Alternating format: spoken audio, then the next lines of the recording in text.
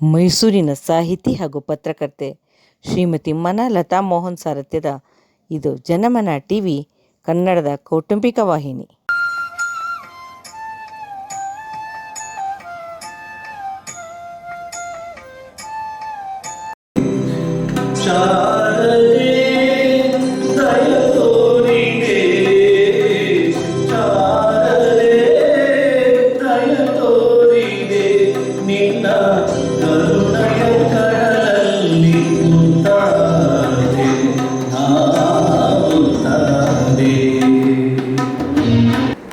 ಅಭಿರುಚಿ ಬಳಗ ಇದು ಅನುಭವಗಳ ಹಂಚಿಕೆ ಬಳಗ ಹಾಗೂ ಎನ್.ವಿ. ರಮೇಶ್ ಕಲಾ ಬಳಗ, ಆಸಕ್ತಿ ಪ್ರಕಾಶನ, ಕರ್ನಾಟಕ ಚುಟುಕು ಸಾಹಿತ್ಯ ಪರಿಷತ್ತಿನ ಮೈಸೂರು ವಿಭಾಗ ಹಾಗೂ ಗಾನಸಿರಿ ವೃಂದ ಈ ಎಲ್ಲ ಸಂಘಗಳು ಸೇರಿ ಈ ದಿನ ನಾವು ಕಲಾ ನಮನ ಎಂಬ ಕಾರ್ಯಕ್ರಮವನ್ನು ಹಮ್ಮಿಕೊಂಡಿದ್ದೇವೆ.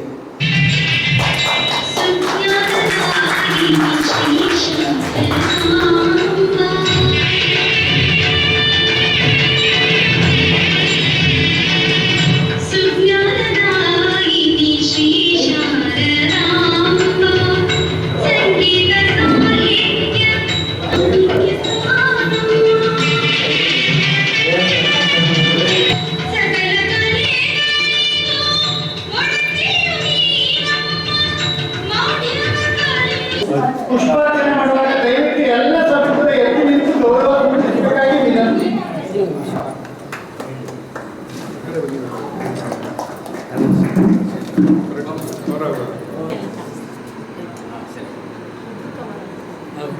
ಅದು ಬಂದು ಹೇಗೆ ಆವತ್ತಿನ ಕಾಲಕ್ಕೆ ನಮ್ಮ ಸಾರೋಟೇಶ್ವರವರು ಚಲನಚಿತ್ರಕ್ಕೆ ಕೊಡಮಾಡೋದು ಅಂತ ಹೇಳಿದ್ರೆ ಅದು ಸಾಮಾನ್ಯ ಅಲ್ಲ. ಒಂದು ರೀತಿ ದಿಢೀರ್ ಪ್ರತಿಭೆ ಅರಳಬೇಕದು. ಯಾರೋ ನಿರ್ಮಾಪಕ ಫೋನ್ ಮಾಡಿ ಹೇಳ್ಬಿಡ್ತಾನೆ ಆವತ್ತು ಲ್ಯಾಂಡ್ಲೈನ್ಗೆ, ನಾಳೆ ಒಳಗೊಂದು ರಚನೆ ಮಾಡಿಕೊಡಿ ಗುರುಗಳೇ ಅಂತಾನೆ. ನೋಡಿ, ಅಂತಹ ದೊಡ್ಡ ಕಲಾವಿದರುಗಳು ಕೇವಲ 5 ನಿಮಿಷ 10 ನಿಮಿಷ 1 ಗಂಟೆಯಲ್ಲಿ ಕೂರಿಸಿ ಅಲ್ಲೊಬ್ಬರು ಇನ್ಯಾರೋ ಮಡ್ರಾಸಿನ ಫೋನ್ ಮಾಡ್ತಾನೆ ನಮ್ಗೊಟ್ಟು ರಚನೆ ಮಾಡಿಕೊಡಿ ಅಂತ. ಆ ಕಾಲದಲ್ಲಿ ಅಷ್ಟರ ಮಟ್ಟಿಗೆ ಮತ್ತು ಎಲ್ಲ ಬಹಳ ವಿದ್ವತ್ಪೂರ್ಣವಾದ ರಚನೆಗಳೇ. ಏನಂತ ಇವತ್ತು ಬರ್ತಿರುವಂತಹ ಸಾಹಿತ್ಯ ವಿಕಾರ ವಿಕೃತಿಗೊಳಿಸುವಂಥ ಸಾಹಿತ್ಯ ಅಲ್ಲ, ಸೂತನಿಂಗ್ ಎಫೆಕ್ಟ್. ಆವತ್ತಿನ ಒಂದು ಏನು ರಚನೆಗಳು ಅವರು ಮಾಡಿಕೊಟ್ಟಿದ್ದಾರೆ, ಒಂದು ರೀತಿ ಎಷ್ಟು ಮಧುರವಾದ್ದು ಮತ್ತು ಮನೋಲ್ಲಾಸ ಚೇತೋಹಾರಿ ಆದಂತಹ ರಚನೆಗಳನ್ನ ಮಾಡಿಕೊಟ್ಟಂಥವ್ರು ನಮ್ಮ ಸಾರೋಟ ಅಶ್ವಥ್ ಅವರು. ತುಂಬ ಚೆನ್ನಾಗಿ ಬರ್ತಿದ್ದಾರೆ ನಮ್ಮ ರಮೇಶ್ ಅವರಿಗಂತೂ. ಏನು ಕನ್ನಡ ರಂಗಭೂಮಿ ಚಲನಚಿತ್ರ ಕ್ಷೇತ್ರಗಳ ನಟಿ, ಚಿತ್ರ ಸಾಹಿತಿ, ಕತೆ, ಗೀತರಚನೆಕಾರ, ನಿರ್ದೇಶಕ, ನಿರ್ಮಾಪಕ, ಸಾಹಿತ್ಯ ಭೀಷ್ಮ.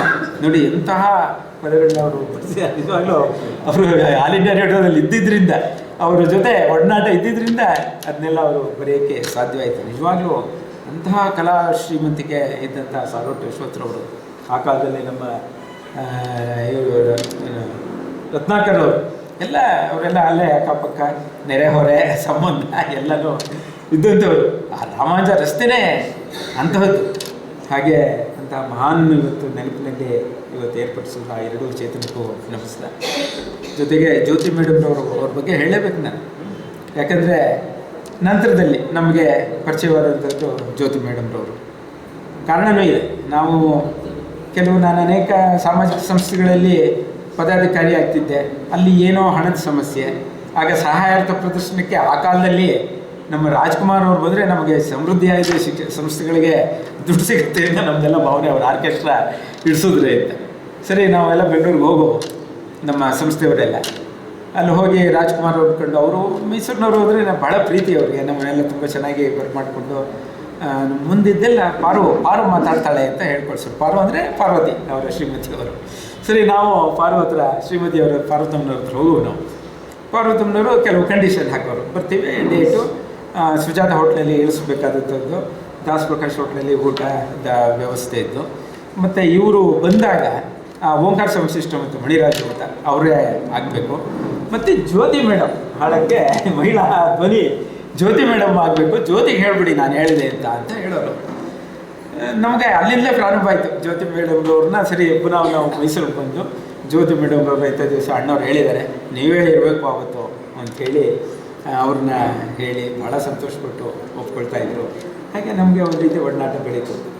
ಹಾಗೆ ಬೆಳೆದ ನಂತರ ಸ್ವಲ್ಪ ನನಗೆ ಹಿಂದೆ ಶಂಕರ ಮಠದಲ್ಲಿ ಒಂದು ಸ್ವಲ್ಪ ನಾನು ಓಡಾಡ್ತಾ ಇದ್ದೆ, ಜಗದ್ಗುರುಗಳು ಎಲ್ಲ ಬಂದಾಗ ನನ್ನ ಹತ್ರ ಒಂದು ಸರಿ ಒಂದೇ ಒಂದು ಡಿಮ್ಯಾಂಡು, ಗುರುಗಳೇ ನನಗೆ ಶಂಕರ ಮಠದಲ್ಲಿ ಹಾಡೋಕ್ಕೆ ಒಂದು ಅವಕಾಶ, ಬಹುಶಃ ಎಲ್ಲ ಗೊತ್ತಿದೆ ಕೆಲವರು ನಮ್ಮ ಇವರಿಗೆ ಚೆನ್ನಾಗಿ ಗೊತ್ತಿರುವಂಥದ್ದು, ಹಾಡೋಕ್ಕೆ ಅವಕಾಶ ಮಾಡಿಕೊಡಿ ಅಂತ. ಅಲ್ಲಿ ತನಕ ಪಾಪ ಅವ್ರಿಗೆ ಹಾಡೋಕ್ಕೆ ಆಗಿರಲಿಲ್ಲ ಶಂಕರ ಮಠದಲ್ಲಿ, ಅಲ್ಲಿ ನವರಾತ್ರಿ ಆಷಾಢ ಮಾಸದಲ್ಲಿ ಹೇಳುವಂಥದ್ದು. ನಾನು ಪಾಪ ಅವ್ರು ಕೇಳೋದು ಹೆಚ್ಚು, ನಾನು ಅವ್ರಿಗೆ ಅವಕಾಶ ಕೊಡೋದು ಹೆಚ್ಚು ಅಂತ ಹೇಳಿ ಶಂಕರ ಮಠದಲ್ಲಿ ಅವ್ರಿಗೆ ಒಂದು ವ್ಯವಸ್ಥೆನೂ ಮಾಡಿಕೊಟ್ಟೆ. ಅದ್ಭುತವಾಗಿ ಅವ್ರು ಇನ್ನೇನು ಕಾಲುವಾಗೋ ಹತ್ತಿರದಲ್ಲಿದೆ, ಅದ್ಭುತವಾಗಿ ಸೊಗಸಾದ ಒಂದು ಕಚೇರಿ ನಡೆಸ್ಕೊಟ್ರು. ಅದ್ಭುತವಾಗಿತ್ತು ಅವರ ಒಂದು ಭಾವ. ಆವತ್ತು ಅಲ್ಲಿ ಪೂರ್ತಿ ಶಾರದಾ ಅಮ್ಮನವ್ರ ಹತ್ರ ಅರ್ಪಣೆ ಮಾಡಿದ್ರು ಏನೋ ಅನ್ನಿಸ್ತು ನನಗೆ. ಹಾಗೆ ಖ್ಯಾತ ಗಾಯಕಿಯಾಗಿ ತಂದೆಯವರ ಹೆಸರನ್ನು ಹೇಗೆ ಉಳಿಸಿದ್ರು ಅನ್ನೋದು ನನಗೆ ಈ ಸಂದರ್ಭದಲ್ಲಿ ನಿಜವಾಗ್ಲೂ ತುಂಬ ಹೃದಯ ತುಂಬರುತ್ತೆ. ಅವರ ಒಂದು ನಿರಂತರ ಅವಿರತವಾದ ಇಂತಹ ಶ್ರಮ ನಮ್ಮ ಸಮಾಜಕ್ಕೆ ಅದರಿಂದಾಗಿ ಒಂದು ರೀತಿ ಸ್ವಾಸ್ಥ್ಯ ಮನಸ್ಸುಗಳು ಬಹುಶಃ ನೆಲೆಸ್ತಾ ಇದೆ ಅಂತ ನಾನಾದರೂ ಭಾವಿಸಿದ್ದೀನಿ. ಈ ರೀತಿ ಸಂಸ್ಕೃತಿಯಲ್ಲಿ ಭಾಗವಹಿಸೋದ್ರಿಂದ ಮುಂದೆ ಹೇಗೋ ಒಂದು ಟಾರ್ಗೆಟ್ ಮಾಡಬೇಕು ಒಬ್ಬರುಗಳೇ, ನಾವು ಯಂಗ್ಸ್ಟರ್ಸ್ ಅಂತ ಟಾರ್ಗೆಟ್ ಮಾಡಿ ಇದ್ದಾರೆ ಟಾರ್ಗೆಟ್ ನಾವು ಹೆಚ್ಚಾಗಿ ಯಂಗ್ಸ್ಟರ್ಸಿಗೆ ಟಾರ್ಗೆಟ್ ಮಾಡಿ ಅವರಲ್ಲಿ ಕನ್ನಡ ಸಂಸ್ಕೃತಿ ಭಾಷೆ ಬೆಳೆಸೋ ನಿಟ್ಟಿನಲ್ಲಿ ಯಂಗ್ಸ್ಟರ್ಸ್ಗೆ ಒಂದು 25 ಭಾಗ ನಿಮ್ಮ ಒಂದು ಇದನ್ನು ಒಂದು ರೀತಿ ಮೀಸಲಾತಿ ಥರ ಯಂಗ್ಸ್ಟರ್ಸಿಗೆ ಮಾತ್ರ ಒಂದು ಮೀಸಲಾತಿ ಮಾಡಿ ಅವರನ್ನು ಟಾರ್ಗೆಟ್ ಮಾಡಿ ಮುಂದೆ ಆ ಮಕ್ಕಳನ್ನ ಬರೀ ಸಾಫ್ಟ್ವೇರು, ಮೆಡಿಕಲ್ಲು, ಇಂಜಿನಿಯರಿಂಗು, ಬಯೋ ಇದು ಅಂತ ಹೇಳಿ ಕೂತ್ಕೊಳ್ಬಾರ್ದು. ಈ ಸಂಸ್ಕೃತಿ ಕಡೆ ಪಕ್ಷ ಅವರ ಬದುಕು ಒಂದು ರೀತಿ ಏಕತಾನದಲ್ಲಿ ಬಳಲಿದೆ. ಅವರು ಒಂದು ರೀತಿ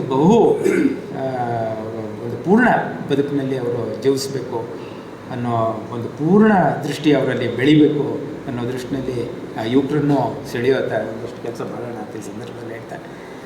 ನಮ್ಮ ರಮೇಶ್ ದಂಪತಿಗಳಿಗೆ ತಾಯಿ ಭುವನೇಶ್ವರಿ ಸಂಪೂರ್ಣ ಅನುಗ್ರಹ ಆಶೀರ್ವಾದ ಮಾಡಲಿ ಅಂತ ಹೇಳಿ ಮತ್ತೊಮ್ಮೆ ಎಲ್ಲರಿಗೂ ಶುಭಾಶಯಗಳು. ನಮಸ್ಕಾರ. ಕಲಾನಮನ ಕಾರ್ಯಕ್ರಮದಲ್ಲಿ ನಮ್ಮ ನಾಡಿನ ಸುಪ್ರಸಿದ್ಧ ಸಿನಿಮಾ ಸಾಹಿತಿಗಳು, ವೃತ್ತಿರಂಗಭೂಮಿ ಕಲಾವಿದರು, ನಟರು ಆಗಿದ್ದಂಥ ಸೋರಠ ಅಶ್ವಥ್ ಅವರ ನೆನಪಿನ ಕಾರ್ಯಕ್ರಮಕ್ಕಾಗಿ ಬಂದಿರುವ ಸಭಾಂಗಣದಲ್ಲಿ ಆಸೀನರಾಗಿರುವ ಎಲ್ಲರಿಗೂ ನನ್ನ ಹೃತ್ಪೂರ್ವಕ ನಮನಗಳನ್ನು ಸಲ್ಲಿಸ್ತಾ ಇದ್ದೇನೆ. ಈ ಸಭಾಂಗಣದಲ್ಲಿ ಮೈಸೂರಿನ ಪ್ರಖ್ಯಾತ ಮ್ಯಾಂಡಲಿನ್ ವಾದಕರಾದಂಥ ಜಾನಕಿರಾಮ್ ಅವರು, ಪ್ರೊಫೆಸರ್ ವಿ ರಾಮಮೂರ್ತಿಯವರು, ಗಾಯಕ ರಮೇಶ್ ಅವರು, ಲೇಖಕಿಯರಾದ ಶ್ರೀಮತಿ ವಾಣಿಯವರು ಮತ್ತು ಲೇಖಕರಾದ ಸತೀಶ್ ಚಂದ್ರ ಮುಂತಾದವರು ನಮ್ಮ ಸಭಾಂಗಣದ ಮುಂದೆ ಇದ್ದೀರಿ. ಯಾಕೆ ಮಾಡಿದ್ದೀನಿ ಅಂದರೆ ಅವ್ರಿಗೆ ಸಿಗಬೇಕಾದ ನ್ಯಾಯ ಸಿಗಲಿಲ್ಲ. ಚಿತ್ರಗೀತೆ ಬರೆಯೋರು ಅಂದರೆ ಏನೋ ಒಂಥರ ಉಡಾಫೆ. ದೊಡ್ಡರಂಗೇಗೌಡರು ದೊಡ್ಡ ಸಾಹಿತಿಗಳಾದರೂ ಕೂಡ ಚಿತ್ರರಂಗಕ್ಕೆ ಬಂದು ಹಾಡುಗಳು ಬರೆಯೋಕ್ಕೆ ಶುರು ಮಾಡಿದ್ಮೇಲೆ ಅವರು ಸಾಹಿತಿನೇ ಅಲ್ಲ ಅನ್ನೋ ರೀತಿ ಮಾಡಿದ್ರು. ಹಾಗೆ ನಮ್ಮಲ್ಲಿ ಅನೇಕರನ್ನು ಹಾಗೆ ಮಾಡಿದ್ದಾರೆ. ಲಕ್ಷ್ಮೀನಾರಾಯಣ ಭಟ್ರಿಗೂ ಕೂಡ ಆ ಥರ ಆಗಿದೆ. ಇದು ಮನಸ್ಸಿಗೆ ಭಾಳ ನೋವನ್ನು ಉಂಟು ಮಾಡುವಂಥದ್ದು. ಯಾಕೆಂದರೆ ನಮ್ಮ ಚಲನಚಿತ್ರಗೀತೆಗಳು ಬರಿತಾ ಇದ್ದವರೆಲ್ಲ ಸಾಹಿತ್ಯವನ್ನು ತುಂಬ ಚೆನ್ನಾಗಿ ಆಳವಾಗಿ ಅಧ್ಯಯನ ಮಾಡಿದರು. ಚೆನ್ನಾಗಿ ಗೊತ್ತಿತ್ತು ಅವ್ರಿಗೆ. ಹಾಡು ಸಂಯೋಜನೆ ಮಾಡಬೇಕಾದ್ರೆ ರಾಗ ತಾಳ ಹೇಗೆ ಕೂಡ್ಕೋಬೇಕು ಅಂತ ಗೊತ್ತಿತ್ತು ಅವ್ರಿಗೆ. ಸೋರಠ ಅಶ್ವಥ್ ಅವ್ರ ಬಗ್ಗೆ ಅವರ ಸಂಬಂಧದ ಬಗ್ಗೆ 2 ಮಾತುಗಳನ್ನು ಹೇಳ್ತೀನಿ ನಾನು. ನಮ್ಮ ತಾತನ ಮನೆ ಇದ್ದಿದ್ದು ರಾಮಾನುಜ ರಸ್ತೆ 14ನೇ ಕ್ರಾಸು. ಮತ್ತು ನಮ್ಮ ನಾಟಕದ ಅಮರಕಲಾ ಸಂಘದ ವಾಸು ಇದ್ದಿದ್ದು 14ನೇ ಕ್ರಾಸು. ನಾವು ಚಡ್ಡಿ ಹುಡುಗರಾಗಿದ್ದಾಗ ನಮ್ಮ ಅಜ್ಜನ ಮನೆಗೆ ಹೋಗುವಾಗ ಆಗಲೇ ನಾಟಕ ಮಾಡ್ತಿದ್ರು ವಾಸು. ನನಗೆ 12 ವರ್ಷಕ್ಕೆ ಅಲ್ಲಿ ಹೋಗಿ ನಾಟಕ ನೋಡ್ತಾ ಇದ್ದೆ ರಾಮಾನುಜ ರಸ್ತೆಯಲ್ಲಿ. 14ನೇ ಕ್ರಾಸು ಅಮರಕಲಾ ಸಂಘದ ವಾಸು, 13ನೇ ಕ್ರಾಸು ಸೋರಠ ಅಶ್ವಥ್, 15ನೇ ಕ್ರಾಸು ರತ್ನಾಕರ್ ಮನೆ. ನಾವು ಹುಡುಗರಾಗಿ ಚಲನಚಿತ್ರಗಳನ್ನ ನೋಡುವಂಥ ಸಂದರ್ಭದಲ್ಲಿ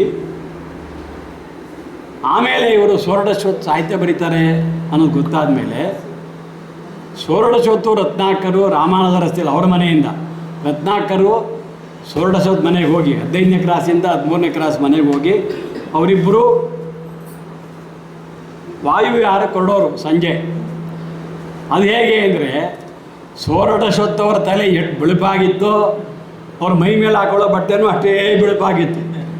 ಇಬ್ಬರೂ ಶ್ವೇತ ವಸ್ತ್ರಧಾರಿಗಳು, ಪೈಜಾಮ ಜುಬ್ಬ, ತುಂಬ ತೋಳಿನ ಜುಬ್ಬ, ಇಬ್ಬರೂ ಪೈಜಾಮ ಹಾಕ್ಕೊಂಡು ಹೋಗ್ತಿದ್ರೆ ನಾವೆಲ್ಲ ಅಣ್ಣ ತಮ್ಮಂದ್ರು ಅಂತ ತಿಳ್ಕೊಂಡಿದ್ವಿ ನಾವು. ಆಗ ಇಬ್ಬರು ಸ್ವಂತ ಅಣ್ಣ ತಮ್ಮಂದರು, ಒಂದೇ ಹೊಟ್ಟೆಯಲ್ಲಿ ಹುಟ್ಟದೇ ಇದ್ದರೂ ಕೂಡ ಇವರಿಬ್ಬರು ನಿಜವಾದ ಅಣ್ಣ ತಮ್ಮಂದಿರ ಹಾಗೆ ಬದುಕಿ ಬಾಳದವರು. ಹಾಗೆ ಅವ್ರು ನೋಡುವಾಗ ನಮ್ಗೆ ರೋಮಾಂಚನ ಆಗೋದು. ಸೋರಠ ಅಶ್ವತ್ಥ ಹೋಗ್ತಿದ್ದಾರೆ, ಸೋರಠ ಅಶ್ವತ್ಥ ರತ್ನಾಕರ್ ಹೋಗ್ತಿದ್ದಾರೆ ಅಂತ ನಮಗೊಂದು ರೀತಿ ರೋಮಾಂಚನ. ಅವ್ರು ಹೋಗ್ತಿರೋದು ನೋಡೋದೇ ನಮಗೆ ಒಂದು ಅದನ್ನು ಹೇಳೋಕ್ಕೆ ಆಗಲ್ಲ, ನಮ್ಗೆ ಅಷ್ಟು ಸಂತೋಷ ಆಗೋದು.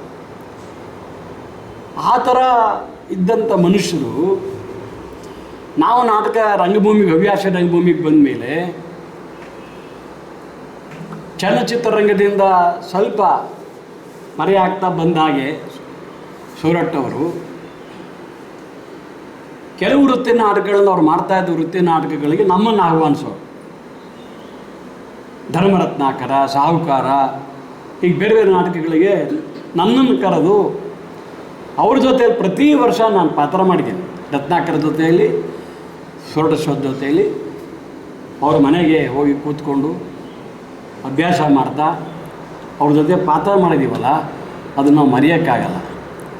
ವೃತ್ತಿ ರಂಗಭೂಮಿಗೆ ಮತ್ತು ಚಲನಚಿತ್ರ ರಂಗಕ್ಕೆ ಅವರು ಕೊಟ್ಟಂಥ ಕೊಡುಗೆ ಅಂತ. ಅವರು ಬರೆದಂಥ ಸಾಹಿತ್ಯ ಸಂಭಾಷಣೆಗೆಲ್ಲ ರಾಷ್ಟ್ರ ಪ್ರಶಸ್ತಿಗಳನ್ನ ಬಂದ್ಬಿಟ್ಟಿದೆ. ನಾಂದಿ ಅಂತ ಚಿತ್ರ ಬಂದಿದೆಯಲ್ಲ, ಗಾಳಿಗೋಪುರ, ನಾಂದಿ, ಇವೆಲ್ಲ ನೋಡಿದಾಗ ನಮಗೆ ಇಂಥವರು ಇವತ್ತು ಸಾಹಿತ್ಯ ನಾವು ನೋಡ್ತಾ ಇದ್ದೀವಲ್ಲ, ಯಾವುದಾದ್ರೂ ನೆನಪು ಇಲ್ಲಿ ಉಳಿಯುವಂಥ ಸಾಹಿತ್ಯ ಇದೆಯಾ ಇವತ್ತು? ಅದಕ್ಕೇನು ಹೇಳ್ತಾರೆ ಅಂದರೆ, ನೀವು ಆ ಕಾಲದವರು, ನಿಮ್ಗೆ ಆ ಕಾಲ ಶ್ರೇಷ್ಠ ಅನಿಸುತ್ತೆ, ಇವತ್ತು ಕಾಲ ಬದಲಾವಣೆ ಆಗಿದೆ, ಇವತ್ತು ಇದು ಶ್ರೇಷ್ಠ, ಅದು ಶ್ರೇಷ್ಠ ಅನ್ನುವಂಥ ವಾದ ಮಂಡಿಸುವವರು ಇದ್ದಾರೆ. ನಾನಿಲ್ಲ ಅಂತ ಹೇಳಲ್ಲ, ನಿಜ. ಟ್ರೆಂಡು ನಾವು ನೋಡಿದಾಗೇ ಸಾಹಿತ್ಯ ಬರೆದ ಮೇಲೆ ರಾಗ ಸಂಯೋಜನೆ ಮಾಡ್ತಾ ಇದ್ದಂಥ ಕಾಲ ಇತ್ತು, ಅದೊಂದು ಕಾಲ. ಆಮೇಲೆ ಏನಾಯಿತು ಅಂದರೆ, ರಾಗ ಸಂಯೋಜನೆ ಮಾಡಿದ ಮೇಲೆ ಆ ರಾಗ ಸಂಯೋಜನೆಗೆ ಸಾಹಿತ್ಯ ಬರೀಬೇಕಾಯಿತು. ಹಾಗಾಗಿ ಕೆಲವು ಸರಿ ಒಳ್ಳೆಯ ಸಾಹಿತ್ಯ ಬಂದಿದೆ, ಕೆಲವು ಸರಿ ಬಂದಿಲ್ಲ, ಹಾಗೂ ಆಗಿದೆ. ಈಗ ಇತ್ತೀಚೆಗಂತೂ ಎಲ್ಲನೂ ತಾಳಪ್ರಧಾನವಾಗಿದೆ, ರಾಗಪ್ರಧಾನ ಇಲ್ಲವೇ ಇಲ್ಲ. ಈಗ ಎಲ್ಲ ತಾಳಪ್ರಧಾನ. ವೆಸ್ಟರ್ನ್ ಮ್ಯೂಸಿಕ್ ಏನಿದೆ, ಪಾಶ್ಚಾತ್ಯ ಸಂಗೀತದ ಮಾದರಿಯಲ್ಲಿ ಅಬ್ಬರದಿಂದ ಕಿರಿಚೋದು, ಕೂಗೋದು, ಅದು ಏನೂ ಅಂತ ನಮ್ಗೆ ಅರ್ಥನೇ ಆಗಲ್ಲ ಕೆಲವು ಸರಿ. ಅದೇನು ಹೇಳ್ತಾ ಇದ್ದಾನೆ, ಯಾವ ಸಾಹಿತ್ಯ ಹೇಳ್ತಾ ಇದ್ದಾನೆ, ಅದೇನು ಇಂಗ್ಲೀಷು ಕನ್ನಡವೋ ಅರ್ಥನೇ ಆಗಲ್ಲ. ಅದು ಇನ್ನೊಬ್ಬರು ಆಕೆಯ ಹೆಸರು ಮರ್ತಿದ್ದೀನಿ, ಆಕೆ ಟೀಚರ್ ಆಗಿದ್ದರು. ಅವರ ಯಜಮಾನರು ನಮಗೆ ಸ್ನೇಹಿತನ ಅಣ್ಣ. ಆಗ ಅವ್ರು ಬರ್ತಾ ಇರ್ತಾರೆ ನಮ್ಮ ಮನೆಗೆ. ಅವರು ಆ ಮೇಡಮು ಹೋಗ್ಬಿಟ್ರು. ಛಾಯಾ ಒಬ್ಬರಿದ್ದಾರೆ, ಅವನು ಸುಬ್ಬಣ್ಣನು ಹೋಗ್ಬಿಟ್ಟ. ಜ್ಯೋತಿನ ನಾವು ಯಾಕೆ ಪದೇ ಪದೇ ನಾವು ಹೇಳಿದ್ನಲ್ಲ, ಸೋರಠ್ ಅವರು ಪಾತ್ರ ಮಾಡೋಕ್ಕೆ ಮನೆಗೆ ಕರೆಸಿದಾಗ ಅಥವಾ ಇನ್ಯಾವುದಕ್ಕೋ ಚರ್ಚೆ ಒಂದು ಹೊಸ ನಾಟಕ ಬರೆದು, ಆ ನಾಟಕದ ಹೆಸರು ಮರ್ತಿದ್ದೀನಿ. ಆ ನಾಟಕದಲ್ಲಿ ಭಾಳ ಮುಖ್ಯವಾದ ಪಾತ್ರ ನಾನು, ಸೋರಠ್, ರತ್ನಾಕರು ಮೈಸೂರು ದಸರಾ ವಸ್ತು ಪ್ರದರ್ಶನದಲ್ಲಿ ಆ ನಾಟಕ ಮಾಡಿದ್ವಿ. ಮತ್ತೆ ಆ ನಾಟಕ ಪ್ರದರ್ಶನ ಆಗಲಿಲ್ಲ, ಭಾಳ ಒಳ್ಳೆಯ ನಾಟಕ ಅದು. ಹಾಗಾಗಿ ಜ್ಯೋತಿಯವರು ಸಿಗ್ತಾಯಿದ್ರು ನನಗೆ ಮನೆಯಲ್ಲಿ, ಮಾತಾಡಿಸೋರು, ಅವ್ರನ್ನ ಕಾಫಿ ಕೊಡೋರು, ಕುಡಿತಾ ಮಾತಾಡ್ತಿದ್ರು. ನಮ್ಮ ಬಗ್ಗೆ ಭಾಳ ತುಂಬ ಅಭಿಮಾನ ಇಟ್ಕೊಂಡಿದ್ರು ಜ್ಯೋತಿಯವರು. ಅದಕ್ಕೆ ಕಾರಣ ಏನು ಅಂದರೆ, ನಾನು ಶ್ರೀಮತಿಯವರು ಅವರು ಸಹಪಾಠಿಗಳು ಸೆಂಟ್ ಮೇರೀಸ್ ಕಾನ್ವೆಂಟಲ್ಲಿ. ಒಂದು ವರ್ಷ ಹೆಚ್ಚು ಕಡಿಮೆ ಇರ್ಬೋದು, ಜೊತೆಲಿರ್ಬೋದು, ಏನೇ ಬಾರಿ ಸ್ನೇಹಿತರು ಅವರು. ಹಾಗಾಗಿ ಈ ಒಂದು ಪರಂಪರೆ ಸ್ನೇಹಿತ ಇದೆಯಲ್ಲ, ಹಾಗಾಗಿ ಅದು ನೆನೆಸಿಕೊಳ್ಳುವ ಒಂದು ನನಗೆ ಸುಯೋಗ ದೊರಕಿದೆ. ಇದಕ್ಕೆ ನಾನು ಯಶವಂತ್ ಅವರಿಗೆ ಮತ್ತು ಎಲ್ ವಿ ರಮೇಶ್ ಅವರಿಗೆ ಆಭಾರಿಯಾಗಿದ್ದೀನಿ.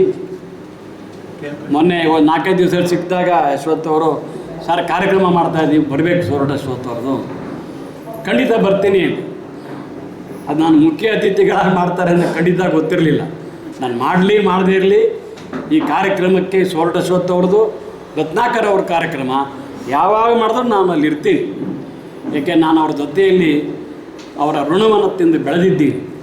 ಹಾಗಾಗಿ ಸ್ನೇಹಿತರೆ, ಈ ಕೆಲವು ಮಾತುಗಳನ್ನು ನಿಮ್ಮ ಮುಂದೆ ಹಂಚ್ಕೊಳ್ಳೋದಕ್ಕೆ ನನಗೆ ಅವಕಾಶ ಕೊಟ್ಟಿದ್ದಕ್ಕಾಗಿ ವೇದಿಕೆಗೆ, ನನ್ನ ಮಾತುಗಳನ್ನು ಕೇಳಿದ್ದಕ್ಕಾಗಿ ನಿಮಗೆ ಎಲ್ಲರಿಗೂ ಅಭಿವಂದಿಸಿ ನಾನು ಮಾತಾಡ್ತೀನಿ. ಗಣ್ಯರಿಗೆ ಮತ್ತು ವೇದಿಕೆಯ ಮುಂದೆ ಕುಳಿತಿರೋ ಅತಿ ಗಣ್ಯರಿಗೆ ನನ್ನ ನಮಸ್ಕಾರ. ನಾವು ಹಿರಣ್ಯನವ್ರು ಯಾವಾಗಲೂ ಹೇಳ್ತಾ ಇದ್ರು, ನೋಡಯ್ಯ, ಈ ಆಂಧ್ರರು ಇದರಲ್ಲ ಪರಾಭಿಮಾನಿಗಳು, ತಮಿಳರು ದುರಾಭಿಮಾನಿಗಳು, ಆದರೆ ನಾವು ವೀರ ಕನ್ನಡಿಗರೋ ನಿರಾಭಿಮಾನಿಗಳು. ಹಾಗೆ ಮೈಸೂರು ಎಂಥ ಊರು. ಒಂದು ಸಲ ನೀವು ಕಣ್ಣನ್ನು ತಲೆಯನ್ನು ಹಾಯಿಸಿದರೆ ಸಾಕು, ನಮಗೆ ಬರೀ ಮಹಾನುಭಾವರ ದಂಡೇ ಗೋಚರವಾಗುತ್ತೆ. ಒಂದಲ್ಲ ಎರಡಲ್ಲ. ಜಯಚಾಮರಾಜ ಒಡೆಯರು, ಕೃಷ್ಣರಾಜ ಒಡೆಯರ ಕಾಲದಿಂದ ಶುರುವಾದರೆ ಅದನ್ನು ಬಿಟ್ಬಿಡಿ. ಸಂಗೀತಕ್ಕೆ ಬರ್ತೀರಾ, ಚೌಡಯ್ಯನವರು, ಶೇಷಣ್ಣವರು, ಬಿಡಾರಂ ಕೃಷ್ಣಪ್ಪನವರು. ಇಂಗ್ಲೆಂಡ್ಗೆ ಒಂದು ಕಾಲದಲ್ಲಿ ಹೋದಾಗ ಮೈಸೂರಿಂದ ಬಂದರೆ ಅಂದರೆ ವೀಣೆ ಶೇಷಣ್ಣರ ಊರಿಂದ ಬಂದ್ರ ಅಂತ ಕೇಳಿದ್ರು. ಅಂಥದ್ದು. ಇನ್ನು ಅದು ಬಿಟ್ಬಿಡಿ, ಹಳೆಗಾಲದ್ದು ಅಂತ ಹೇಳ್ತೀನಿ. ಒಂದು ಸುತ್ತು ಅಂದರೆ ಕನ್ನಡ ಸಿನಿಮಾದ ಬಗ್ಗೆ ಇಲ್ಲಿ ನಾವು ಮಾತಾಡ್ತಿರೋದು, ಅದನ್ನೇ ನಾನು ಇಟ್ಕೊಂಡು ಹೇಳಬೇಕಂದ್ರೆ, ಈ ರಾಮಾನುಜ ರಸ್ತೆ ಈ ಸಿನಿಮಾ ಕಲಾವಿದರ ಒಂಥರ ತೌರಾಗಿ. ಈಗಲೇ ನನ್ನ ಆತ್ಮೀಯ ಮಿತ್ರ ನಾಗಚಂದ್ರ ಹೇಳಿದಾಗೆ, ರತ್ನಾಕರ್, ಸೋರಠ ಅಶ್ವಥ್, ಜ್ಯೋತಿ ಅವರ ಕುಟುಂಬ ಇದ್ದಂಥ 13-15, ಮಧ್ಯದಲ್ಲಿ ನಮ್ಮ ಆತ್ಮೀಯ ಅಮರ ಕಲಾ ಸಂಘದ ವಾಸು, ಈ ಕಡೆ ಬಂದರೆ ಹುಣಸೂರು ಕೃಷ್ಣಮೂರ್ತಿಗಳು, ಆ ಕಡೆ ಹೋದರೆ ನಮ್ಮ ಬಂಧುಗಳಂತ ಚೇತನ್ ರಾಮರಾಯರು, ಇನ್ನೊಂಚೂರು ಚಾಮುಂಡಿಪುರ ಆ ಕಡೆ ಹೋದರೆ ವಿಷ್ಣುವರ್ಧನ್ ಅವರ ಅಪ್ಪ ನಾರಾಯಣರಾಯರು. ನೀವೊಂದು ಸುತ್ತ ಪಂಚವಟಿ ಬಂದರೆ MP ಶಂಕರು. ಆ ಪಂಚವಟಿ ಸರ್ಕಲ್ನ ಭೂತಾಯಿನ್ ಸರ್ಕಲ್ಲು ಅಂತ ಕರೆಯೋರು. ಅಲ್ಲಿ ಅಂಬರೀಷು, ರಾಜೇಂದ್ರ ಸಿಂಗ್ ಬಾಬು, ಹೇಳ್ತಾ ಹೋದರೆ ಎಷ್ಟು ಬೇಕು ನಿಮಗೆ. ಇಂಥ ಮೈಸೂರಿನಲ್ಲಿ ಹುಟ್ಟಿ ಬೆಳೆದಂಥ ನಾವೇ ಪುಣ್ಯವಂತರು. ಇನ್ನು ನಾವು ಯಾವಾಗಲೂ ಮಾತಾಡುವಾಗ ನಮ್ಮವ್ರನ್ನ ಯಾಕೆ ಮರಿತೀವಿ ಅನ್ನೋದು ನನಗೆ ಅರ್ಥ ಆಗಲ್ಲ. ಮಾತೆತ್ತಿರೋ ಸಾಕು ಭಾರತೀಯ ಚಿತ್ರರಂಗದ ಬಗ್ಗೆ ಮತ್ತು ಶ್ಯಾಮ್ ಬೆನಗಲ್ ಬಗ್ಗೆ ಮಾತಾಡ್ತೀವಿ, ಸತ್ಯಜಿತ್ ರಾಯ್ ಬಗ್ಗೆ ಮಾತಾಡ್ತೀವಿ, ಅಡೂರು ಗೋಪಾಲಕೃಷ್ಣನ ಬಗ್ಗೆ ಮಾತಾಡ್ತೀವಿ, ನಾವು ಕೆ ಭಾಗ್ಯರಾಜ್ ಬಗ್ಗೆ ಮಾತಾಡ್ತೀವಿ, ಕೆ ವಿಶ್ವನಾಥ್ ಬಗ್ಗೆ ಮಾತಾಡ್ತೀವಿ. ಪುಟ್ಟಣ್ಣ ಕಣಗಳನ್ನ ಭಾಳ ದಿನ ಮಾತಾಡ್ತಿರ್ಲಿಲ್ಲ. ಆಮೇಲೆ ಗಲಾಟೆ ಎಲ್ಲ ಆಗಿ ಅವರು ಮಹಾನುಭಾವರು ಅಂತ ಗೊತ್ತಾದ ಮೇಲೆ ಮಾತಾಡೋಕ್ಕೆ ಶುರುವಾದರು. ಆಲ್ಬರ್ಟ್ ಹಿಚ್ಕಾಕ್ ಬೇಕು ನಮಗೆ, ಅಟೆನ್ ಬರೋ ಬೇಕು, ಸೋರಠ ಅಶ್ವಥ್ ಬೇಡ. ಇವತ್ತು ಎಂಥ ನಾಗಚಂದ್ರ ಹೇಳಿದಾಗೆ ನನಗೆ ಇವತ್ತು ಯಾರೋ ಅನಕ್ಸಲ್ಲ ನಾನು. ಆದರೆ ಒಂದೇ ಒಂದು ಆನಂದ ಭೈರವಿ ಸಿನಿಮಾದ ಗೀತೆ ಅದು. ಆಮೇಲೆ ಜೀವನ ತತ್ವವನ್ನು, ಸಂದೇಶವನ್ನು ಸಿನಿಮಾ ಹಾಡು ಮೂಲಕ ನೀಡಿದಂಥ ಸೋರಠ ಅಶ್ವಥ್. ತೂ ಕಡಿಸಿ ಬೀಳದಿರೋ ತಮ್ಮ ನನ್ನ ತಮ್ಮ ಮಂಕುತಿಮ್ಮ. ಅದರಲ್ಲಿ ಬರೋದು ತೂಕಡಿಸಿ ಬಿದ್ದರೋ ನಿನ್ನಜ್ಜ ನನ್ನಜ್ಜ ಮುತ್ತಜ್ಜ. ಯಾವುದಕ್ಕೆ? ಹಾಸಿಟ್ಟು ತುಂಡು ಕಂಬಳಿಗೆ ತಾಕೊಟ್ಟರೋ ಕೊರಳ ಜೀತದ ಕತ್ತರಿಗೆ. ಹೆಂಗಿದೆ ನೋಡಿ ಸಾಹಿತ್ಯ. ಬಳಗ NV ರಮೇಶ್ ಅವರು 10 ಹಲವು ವಿಭಿನ್ನ ಕಾರ್ಯಕ್ರಮಗಳ ರೂವಾರಿ ಅಂತ ಹೇಳ್ಬೋದು. ಯಾಕಂದರೆ ಜನ ಬರಲಿ ಬಿಡಲಿ, ಬಟ್ ಇವತ್ತು ತುಂಬ ಜನ ಇದ್ದಾರೆ, ಇಡೀ ಸಭಾಂಗಣ ತುಂಬಿದೆ. ಅವ್ರು ಎಷ್ಟೇ ಜನ ಬರಲಿ, ಶ್ರೀಧರ್ ಮೂರ್ತಿಯವ್ರು ಹೇಳಿದಾಗೆ ಇಬ್ಬರು ಇರಲಿ, 4 ಜನ ಇರಲಿ, ಅವ್ರ ಕಾರ್ಯಕ್ರಮ ಮಾಡೇ ಮುಂಚೆ ಇಲ್ಲ ಸರ್. ಆಕಾಶವಾಣಿನಲ್ಲಿ ರಮೇಶ್ ಅವರಿದ್ದರು. ಎಲ್ಲರೂ ಕೂಡ ಅವಾಗೆಲ್ಲ TV ಇರಲಿಲ್ಲ, ಮೊಬೈಲ್ ಇರಲಿಲ್ಲ, ಏನೂ ಇರಲಿಲ್ಲ. TV ಯಾರ್ದೋ ಮನೆಯಲ್ಲಿತ್ತು, ನೋಡೋದು ಕಷ್ಟ ಇತ್ತು. ಅಂಥ ಸಂದರ್ಭದಲ್ಲಿ ನಿಮ್ಮ ಮೆಚ್ಚಿನ ಚಿತ್ರಗೀತೆಗಳು ಅಂತ ಕಾರ್ಯಕ್ರಮಗಳು ಬರ್ತಾಯಿತ್ತು. ಎಲ್ಲ ಶ್ರೋತೃಗಳು ಅವರಿಗೆ ಲೆಟ್ರ್ ಬರೆದು ಕೇಳ್ಕೊತಾರೆ, ಇಂತಿಂಥ ಚಿತ್ರಗೀತೆಯನ್ನು ಪ್ರಸಾರ ಮಾಡಿ ಅಂತೇಳಿ. ಆಕಾಶವಾಣಿ ಸಿಲೋನಿಂದ ಕಾರ್ಯಕ್ರಮ ಬರ್ತಾಯಿತ್ತು, ಅವರು ಕೂಡ ನಡೆಸ್ಕೊಡ್ತಾಯಿದ್ರು. ಇವಾಗೆಲ್ಲ ಮೆಚ್ಚಿನ ಗೀತೆಗಳಿಲ್ಲ, ಮಚ್ಚಿನ ಚಿತ್ರಗೀತೆಗಳು ಎಲ್ಲ ಲಾಂಗು ಮಚ್ಚು ಎಲ್ಲ ಸಿನಿಮಾಗಳೆಲ್ಲ ಹಾಗೆ ಬರ್ತಾ ಇರೋದು. ಅಂಥ ಚಿತ್ರಗೀತೆಗಳು ಮೋಸ್ಟ್ಲಿ ಎನ್ ವಿ ರಮೇಶ್ ಅವ್ರ ಕಾಲಕ್ಕೇ ಅದು ಹೋಯ್ತು ಅನಿಸುತ್ತೆ. ಆಕಾಶವಾಣಿಗೆ ಪತ್ರ ಬರೆದು ನಮ್ಮ ಮೆಚ್ಚಿನ ಗೀತೆಗಳನ್ನು ಪ್ರಸಾರ ಮಾಡಿ ಅಂತ ಕೇಳುವಂಥದ್ದು ಅವೆಲ್ಲ ಹೋಯ್ತು ಅಂತ ಕಾಣಿಸುತ್ತೆ. ಸೊ ಇಂಥ ಒಂದು ಸಂದರ್ಭದಲ್ಲಿ ಸೊರಟ್ ಅಶ್ವಥ್ ಅವರು ಮತ್ತು ಜ್ಯೋತಿ ಅವರು ಅವರ ನೆಪದಲ್ಲಿ ಎಲ್ಲ ಹುಣಸೂರು ಕೃಷ್ಣಮೂರ್ತಿಗಳಿಂದ ಹಿಡಿದು ಕುಣಿಗಲ್ ಪ್ರಭಾಕರ್ ಶಾಸ್ತ್ರಿಗಳಿಂದ ಹಿಡಿದು ಕೂಡ ಲಕ್ಷ್ಮೀ ನರಸಿಂಹ ಶಾಸ್ತ್ರಿಗಳಿಂದ ಹಿಡಿದು ದೊಡ್ಡರಂಗೇಗೌಡರಿಂದ ಹಿಡಿದು ಎಲ್ಲರನ್ನೂ ಕೂಡ ಜ್ಞಾಪಕ ಮಾಡ್ತಕ್ಕಂಥ ಒಂದು ಕಾರ್ಯಕ್ರಮವನ್ನು ರಮೇಶ್ ಅವರು ಮಾಡೋದು ಒಳ್ಳೆಯದು. ಇಂಥ ಕಾರ್ಯಕ್ರಮಗಳನ್ನು ಮುಂದುವರ್ಸ್ಕೊಂಡೋಗಿ ಅಂತೇಳಿ ಹೇಳಿ ನನ್ನ ಮಾತು ಮುಗಿಸ್ತೇನೆ. ನಮಸ್ಕಾರ. ರಾಜ್ಕುಮಾರ್ ಅಭಿನಯದ ಭಲೆ ರಾಜ ಚಿತ್ರದಲ್ಲಿ ಬರುವಂಥ ಹಾಡು ಮುಂದೆ ರಾಘವೇಂದ್ರ ರತ್ನಾಕರ್ ಅವರು ಹಾಡಲಿದ್ದಾರೆ. ನಾನೇ ಬಾಳಿನ ಜೋಕರ್, ನಾನೇ ಬಡವರ ಮೆಂಬರ್, ಕರೆಯುವ ಹೆಸರು ಭಲೆ ರಾಜ, ನಾಳೆ ಊಟಕ್ಕೆ ಚಕ್ಕ. ಹಾಗೆ ಕಠಾರಿ ವೀರ ಚಿತ್ರದಲ್ಲಿ ಬರುವಂಥ ಒಂದು ನೃತ್ಯ ಗೀತೆ ತೋರೆಲೆ ನೀ ಪ್ರಿಯನ ಓಲರನ, ಎಷ್ಟು ಚೆನ್ನಾಗಿದೆ ಅಂದರೆ ಆ ಹಾಡಾಗಲಿ. ಹಾಗೆ ಆ ಚಿತ್ರದ ಇನ್ನೊಂದು ಗೀತೆ ಚಂಗು ಚಂಗೆಂದು ಹಾರುವ ರಂಗು ರಂಗಿನ ಈ ಜಿಂಕೆ. ಅಂದರೆ ನೃತ್ಯ ಗೀತೆಯಲ್ಲಿ ಸಂಗೀತಕ್ಕೆ ಸರಿಯಾಗಿ ಆ ಶಬ್ದಗಳ ಪ್ರಯೋಗ ಆಗಿದೆ ನೋಡಿ. ಹಾಗೆ ನವಜೀವನ ಚಿತ್ರದಲ್ಲಿ ಲೀಲಾಮಯ ಈ ದೇವ, ಆ ರಾಗಗಳು, ಆ ಬೆಳಗಿನ ರಾಗ, ಮಧ್ಯಾಹ್ನದ ರಾಗ, ಸಂಜೆಯ ರಾಗ ಹೇಗಿತ್ತು ಅಂದರೆ ಕಪ್ಪು ಬಿಳುಪು ಕಾಲದ ಚಲನಚಿತ್ರಗಳ ಈ ಅವಿಸ್ಮರಣೀಯ ಸುಶ್ರಾವ್ಯ ಹಾಡುಗಳನ್ನು ಮಧುರ ಧ್ವನಿಗಳಲ್ಲಿ ರೇಡಿಯೋದಲ್ಲಿ ಕೇಳುವಾಗ ಇವುಗಳನ್ನು ಬರೆದ ಗೀತಕಾರ ಯಾರೋ ಅನ್ನೋ ಪ್ರಶ್ನೆ ಕೆಲವರ ಮನಸ್ಸಿನಲ್ಲಾದರೂ ಮೂಡುತ್ತೆ. 100 ಚಿತ್ರಗಳಿಗೆ ಕಥೆ, ಚಿತ್ರಕಥೆ, ಸಂಭಾಷಣೆ ಬರೆದಿರೋ ಈ ವ್ಯಕ್ತಿ 300ಕ್ಕೂ ಹೆಚ್ಚು ಚಿತ್ರಗೀತೆ ಬರೆದಿದ್ದಾರೆ. ಹಾಗೆಯೇ ಡಾಕ್ಟರ್ ರಾಜ್ ಅಭಿನಯದ ಭಕ್ತ ಕನಕದಾಸ ಚಲನಚಿತ್ರದಲ್ಲಿ ಉಗ್ಗುವ ಶಿಕ್ಷಕನ ಪಾತ್ರ ನೋಡಿರೋರು ಗೊತ್ತು. ಹಾಗೆ ಆನಂದ ಭೈರವಿ ಚಿತ್ರದ ಮರೆಯಲಾಗದ ನೃತ್ಯ ಗೀತೆಗಳು, ಇವುಗಳಲ್ಲೆಲ್ಲ ಎದ್ದು ಕಾಣುವ ವ್ಯಕ್ತಿ ಯಾರು ಗೊತ್ತೇ?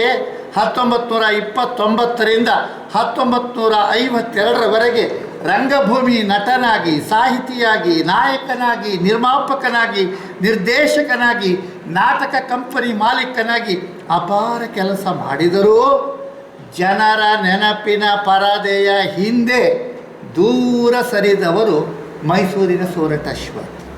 ಹುಟ್ಟಿದ್ದು ನಂಜನಗೂಡು, ನಮ್ಮೂರು. 20/2/1929 14ನೇ ವರ್ಷದಲ್ಲಿ ಮನೆಯಿಂದ ಓಡಿ ಬಂದು ಅವರು ನಾಟಕ ಕಂಪ್ನಿಗೆ ಸೇರಿಕೊಂಡ್ರು. ಹೇಗೆ ಅನ್ನೋದಕ್ಕೊಂದು ಕಥೆ ಇದೆ. ಈ ಅಶ್ವತ್ಥನಾರಾಯಣ ಶಾಸ್ತ್ರಿ ಮುಂದೆ ವರದಾಚಾರ್ಯ ಕಂಪ್ನಿಗೆ, ಗಂಗಾಧರ ರಾಯರ ಕಂಪ್ನಿಗೆ, HLN ಸಿಂಹವ್ರ ಜೊತೆ ನಾಟಕ ಮಾಡೋದಕ್ಕೆ ಮೊದಲು ಬಹಳ ಬಡತನ, ಮನೆಯಲ್ಲಿ ಊಟಕ್ಕೆ ಗತಿ ಇಲ್ಲ ಅನ್ನೋಂಥ ಸ್ಥಿತಿ. ಭಾಳ ಬಡತನ ಇದ್ದಾಗ ಏನು ಮಾಡಿದ್ರು, ಮೈಸೂರು ಮಹಾರಾಜರು ಸ್ಥಾಪಿಸಿದ್ದಂಥ ಸಂಸ್ಕೃತ ಪಾಠಶಾಲೆಯಲ್ಲಿ 25 ರೂಪಾಯಿ ಶಿಷ್ಯ ವೇತನ ಕೊಡ್ತಿದ್ರಂತೆ. ಮನೆ ಬಡತನದಲ್ಲಿ ಎಷ್ಟೋ ಪಲ್ಲ ಅಕ್ಕಿ ಬರುತ್ತೆ ಅಂತ ಅಲ್ಲಿ ಸೇರಿಕೊಂಡ್ರು. ಹೀಗಾಗಿ ಸಂಸ್ಕೃತವನ್ನು ಕಲಿತರು, ಜೊತೆಗೆ ಮನೆಯನ್ನು ನಿರ್ವಹಣೆ ಮಾಡಿದ್ರು.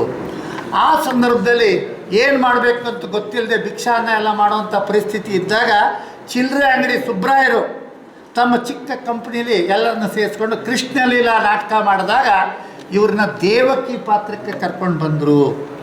ಗಂಗಾಧರ ರಾಯರ ಕಂಪ್ನಿಯಲ್ಲಿ ಸೇರಿಕೊಂಡಾಗ ನಟ ಭಯಂಕರ ಗಂಗಾಧರ ರಾಯರು. ನಮ್ಮ ಕನ್ನಡ ರಂಗಭೂಮಿಯ ಚರಿತ್ರೆ ಓದಿಬಿಟ್ರೆ ರೋಮಾಂಚನ ಆಗುತ್ತೆ. ಅವರ ಕಂಪ್ನಿಯಲ್ಲಿ ಸಂಗೀತ ನಾಟಕದ ತರಬೇತಿ ಪಡೆದರು. ಮುಂದೆ ಶಹಾಜಹಾನ್ ನಾಟಕದಲ್ಲಿ ಮೊಹಮ್ಮದ್ ಪೀರ್ ಸಾಹೇಬರ ದಾರಾ ಪಾತ್ರವನ್ನು ಎಳೆದೊಯ್ಯುವ ಕಟಕನ ಪಾತ್ರ ಮಾಡಿದ್ರು. 1933-34ರಲ್ಲಿ ಅವಧಿಯಲ್ಲಿ ಸಂಸಾರ ನೌಕಾ ನಾಟಕ, ಸುಂದರ ಅನ್ನುವಂಥ ನಾಯಕ ಆ ಕಾಲದಲ್ಲಿ ಕ್ರಾಂತಿಕಾರಿ ನಾಟಕ. 1938ರಲ್ಲಿ ನಾಟಕ ಬಂತು, ಚಲನಚಿತ್ರ ಆಯಿತು. ನಾಟಕದಲ್ಲಿ ಮೊಹಮ್ಮದ್ ಪೀರ್ ಸಾಹೇಬರು ಸುಂದರನ ಪಾತ್ರ ಮಾಡ್ತಿದ್ರು. ಸಿನಿಮಾದಲ್ಲಿ BR ಪಂತ್ಲು, MV ರಾಜಮ್ಮ ಅವ್ರ ಪಾತ್ರ ಮಾಡಿದ್ರು. ಸೌಭಾಗ್ಯ ಅಂದರೆ ನನ್ನ ತಂದೆ NS ವಾಮನರಾವ್ ಈ ನಾಟಕದಲ್ಲಿ ಸುಂದರನ ಪಾತ್ರ ಮಾಡ್ತಾಯಿದ್ರು. ನಾನು ಚಿಕ್ಕ ಮಗುವಾಗಿದ್ದಾಗ ಆ ತಂದೆ ತಾಯಿ ಎತ್ಕೊಳ್ಳುವಂಥ ಪಾತ್ರವನ್ನು ಸಂಸಾರ ನೌಕದಲ್ಲಿ 62ನೇ ಇಸ್ವಿಯಲ್ಲಿ ಮಾಡಿದ್ದೀನಿ. ಅದರಿಂದ ಧಾರವಾಡದಲ್ಲಿ ಬಾಸ್ಯಾಲ್ ಮಿಷನ್ ಹೈಸ್ಕೂಲ್ನಲ್ಲಿ ಟ್ಯಾಗೋರ್ ಹಾಲ್ ಕಟ್ಟಿದ್ದಾರೆ ಬೆನಿಫಿಟ್ ಶೋದಲ್ಲಿ. ಹೀಗಾಗಿ ಆ ನಾಟಕದಲ್ಲಿ ಮಾಧು ಪಾತ್ರ ಬರುತ್ತೆ ಸುಂದರನ ಪಾತ್ರದೊಳಗೆ. ಬೇರೆಯವ್ರು ಯಾರೋ ಮಾಡಬೇಕಾಗಿತ್ತು, ಒಂದು ಸಲ ಬರಲಿಲ್ಲ. ಈಗೆಲ್ಲ ನಾಟಕ ಕಂಪ್ನಿಯಲ್ಲಿ ಏನು ಅಂದರೆ ಯಾರೋ ಮುಖ್ಯ ಪಾತ್ರ ಮಾಡ್ತಿರ್ತಾರೆ, ಅವ್ರಿಗೆ ಹೆಸರು ಬಂದ ತಕ್ಷಣ ಇನ್ಯಾರೋ ಹೆಚ್ಚು ದುಡ್ಡಿನ ಆಸೆ ತೋರಿಸಿ ಕರ್ಕೊಂಡು ಹೊರಟೋಗ್ತಾರೆ. ನಾಟಕ ನಡೆಯಬೇಕಾದ್ರೆ ಇನ್ಯಾರೋ ಆ ಪಾತ್ರ ಮಾಡಬೇಕಾಗುತ್ತೆ. ಹೀಗಾಗಿ ಮಾಧುವಿನ ಪಾತ್ರ ಪೀರ್ ಸಾಹೇಬ್ರ ಜೊತೆಗೆ ಪಾತ್ರ ಮಾಡುವಂಥ ಅವಕಾಶ ಇವ್ರಿಗೆ ಸಿಕ್ತು. ಆ ಮಾಧು ಪಾತ್ರದ ವಿಶಿಷ್ಟತೆ ಏನು ಅಂದರೆ ಜನರದಕ್ಕೆ ಸೆಳಿಬೇಕು ಅಂತ ಕೆಲವು ಟ್ರಿಕ್ಸ್ ಮಾಡ್ತಿದ್ರು. 1 ಡಜನ್ ಕಿತ್ತಳೆ ಹಣ್ಣು 1 ಡಜನ್ ಬಾಳೆಹಣ್ಣನ್ನ ಒಟ್ಟೊಟ್ಟಿಗೆ ನುಗ್ತಿದ್ರಂತೆ. ಎಷ್ಟೋ ಜನ ಆ ಸೀನ್ ನೋಡ್ಲಿಕ್ಕೆ ಬರೋರಂತೆ, ತಮಾಷೆ ಹಾಸ್ಯ ಅಂಥೇಳಿ. 1936ರಲ್ಲಿ ನಂಜನಗೂಡು ಕ್ಯಾಂಪ್ನಲ್ಲಿ ನಾಟಕದ ವೇಳೆ ಮೊಹಮ್ಮದ್ ಪೀರ್ ಸಾಹೇಬರು ತೀರ್ಕೊಂಡ್ರು ದಿಢೀರಾಗಿ. ಆಗ ಕೆಲವು ದಿನ ಇವ್ರ ಕಂಪ್ನಿ ನಡೆಸಿದ್ರು, ಬಾಗ್ಲಾಗ್ತು. 1940ರಲ್ಲಿ ಎಂ ವಿ ರಾಜಮ್ಮ ಅವರಿಗಾಗಿ ರಾಧಾರಮಣ ಚಿತ್ರದ ಕತೆ ರಚಿಸಿ ಹಾಸ್ಯಪಾತ ಮಾಡಿದ್ರು. 42ರಲ್ಲಿ ಪ್ರಹ್ಲಾದ ಬಾಲನಗಮ ಚಿತ್ರಗಳಲ್ಲಿ ಅಭಿನಯಿಸಿದರು.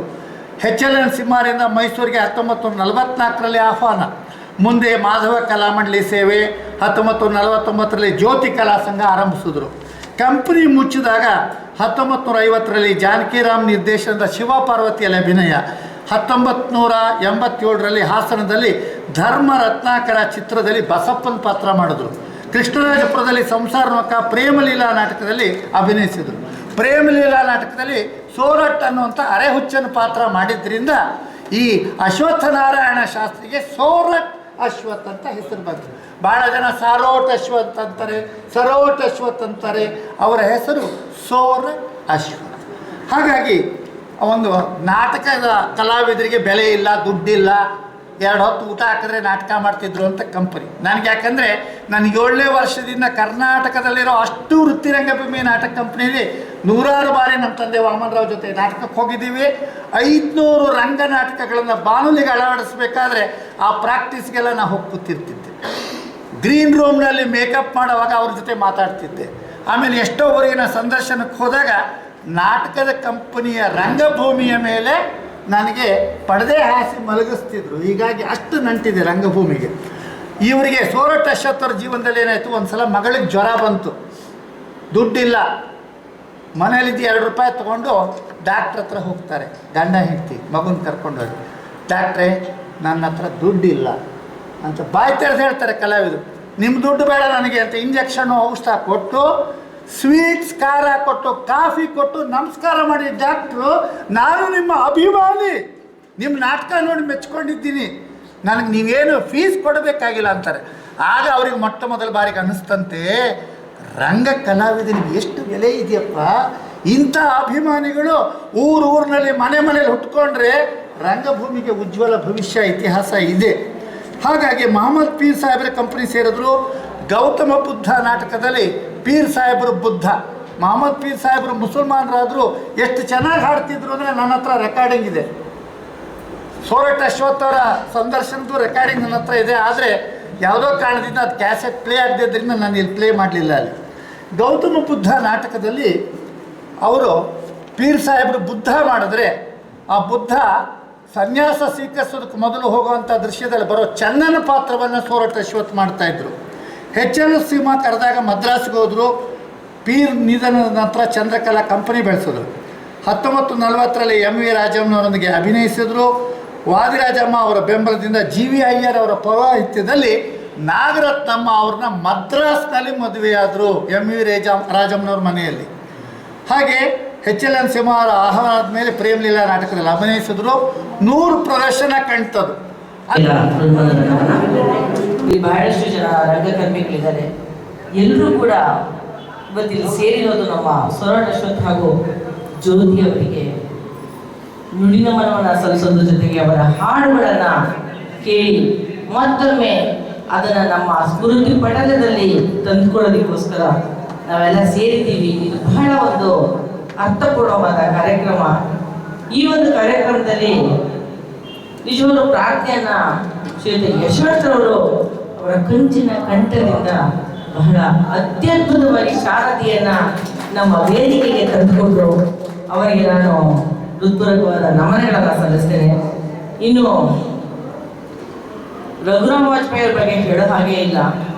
ಅದು ಯಾವುದೇ ಕಾರ್ಯಕ್ರಮಕ್ಕೆ ಅವರು ಹೋದರೂ ಕೂಡ ಆ ಕಾರ್ಯಕ್ರಮದ ಬಗ್ಗೆ ಬಹಳಷ್ಟು ವಿಷಯಗಳನ್ನು ಮಂಥನ ಮಾಡಿ ಮನನ ಮಾಡಿ ಏನು ಹೇಳಬೇಕು ಅದನ್ನು ಬಹಳ ಚೆನ್ನಾಗಿ ಅಚ್ಚುಕಟ್ಟಾಗಿ ತಮಗೆ ಕೊಟ್ಟಿರುವ ಸಮಯದಲ್ಲಿ ಹೇಳುವಂಥ ಚಾಕಚಕ್ಯತೆಯನ್ನು ಹೊಂದಿರೋರು ನಮ್ಮ ಶ್ರೀಯುತ ರಘುರಾಮ್ ವಾಜಪೇಯಿ ಅವರು ಉದ್ಘಾಟನೆಯನ್ನು ಮಾಡಿ ಭಾವಚಿತ್ರಕ್ಕೆ ಪುಷ್ಪಾರ್ಚನೆಯನ್ನು ಮಾಡಿ ಬಹಳ ಚೆನ್ನಾಗಿ ಸೊರಡ ಅಶೋಕರವರ ಬಗ್ಗೆ ಹಾಗೂ ಜ್ಯೋತಿಯವರ ಬಗ್ಗೆ ನೆನಪುಗಳ ಹಂತರವನ್ನು ನಮ್ಮ ಮುಂದೆ ತೆರೆದಿಟ್ಟು ಅವರಿಗೆ ಕೂಡ ನಮನವನ್ನು ಸಲ್ಲಿಸ್ತೇನೆ.